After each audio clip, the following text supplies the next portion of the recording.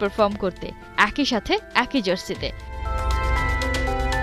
বিভিন্ন গণমাধ্যমের খবর বলছে ইন্টার মায়ামিতে যোগ দিতে যাচ্ছেন CR7।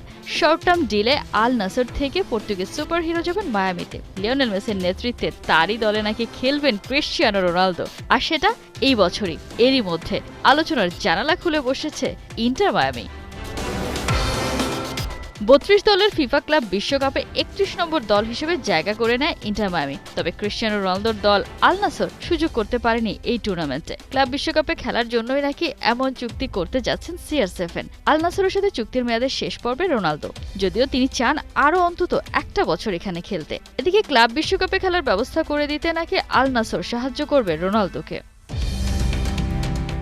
পর্তুগিজ স্টারকে সাইন করার মতো পুরো সামর্থ্য রাখে মেসি বেকহামের মায়ামি। এই মুহূর্তে সৌদিতে সপ্তাহ প্রতি রোনালদো আয় করেন ৩.18 মিলিয়ন পাউন্ড। CR7কে দলে আনতে